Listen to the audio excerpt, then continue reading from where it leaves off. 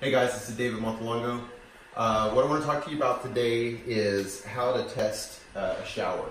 So in our particular city, the city of San Antonio, one of the things that we have to do as a builder, because we're licensed with the city as a builder remodeler, is we have to submit a letter to the city basically certifying that we've tested the shower pan.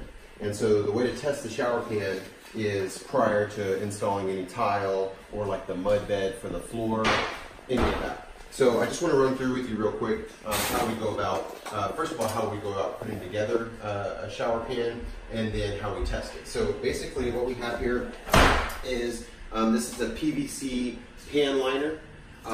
We always want to get this, you can get it in large rolls, and you always want to get it large enough. This is a pretty good size shower. You always want this to be one solid piece. You really don't want any seams in the middle of your shower. It's just best not to have seams. The only place where in this piece of PVC liner that there's a break is actually around the drain. So a hole has to be cut, and this drain is adjustable. The drain is tightened down on top of the liner, and that actually creates a seal. Now, the way that you test that seal to make sure that it works, the other thing that's really important is this liner is not to be penetrated only within the top inch of the liner. So you can go around and you can fasten it at the top inch, but below that, there should be no penetrations. Okay, that's super important. Now, this is the area where there is a penetration, the drain is tightened down.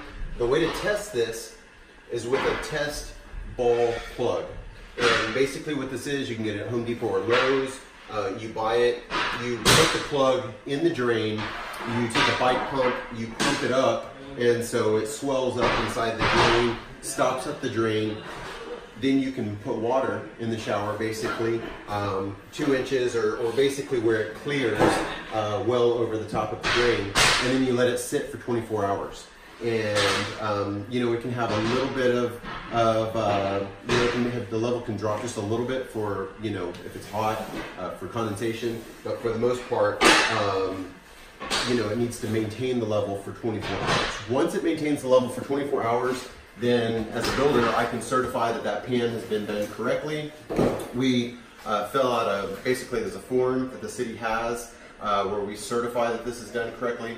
We submit it to the city, and that becomes part of our permit and inspection process. So if you're having somebody work for you as a builder remodeler and you're redoing a shower, make sure that this is tested, make sure your permits are pulled, make sure that everything's done correctly. It protects you as a buyer, homeowner, or if you're an investor, making sure that your trades are testing their work before you go and put tile in a shower, just to make sure it holds.